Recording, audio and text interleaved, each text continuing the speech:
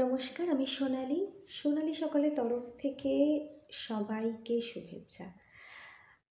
সোনালি সকালে একটা নতুন বিভাগ শুরু হয়েছে, গল্পের আসর। তো গল্পের আসরে আমরা ইতিমধ্যেই রবীন্দ্রনাথের বেশ কিছু গল্প নিয়ে আপনাদের সামনে হাজির করেছি এবং আশা করি গল্পগুলো আপনাদের ভালো লাগছে।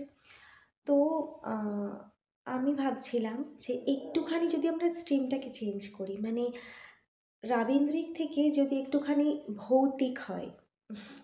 আমাদের জীবনে আমাদের সঙ্গে অঙ্গাঙ্গিভাবে তো এই ভূত বিষয়টা জড়িয়ে আছে। মানে আমরা ফিল করতে চাই বা আমরা ভাবতে চাই যে কোথাও কেউ আছে কিনা, বা হয়তো কোথাও কিছু নেই, তাও মনে করি যে এই বুঝি একটা আওয়াজ হলো, এই বুঝি একটা কথা শোনা গেল, এই বোধহয় কেউ সরে গেল। মানে অ্যাডভেঞ্চারটা আমরা খুবই ভালোবাসি। তো সেই ভাবনা থেকেই আমি চাইছি সোনালি সকালে একটা ভূতের গল্পের আসর আবার শুরু করতে, মানে গল্পের আসরের মধ্যেই ভূতের গল্প শুরু করতে। সেই বিষয়ে আপনাদের কি মতামত আমাকে জানাবেন।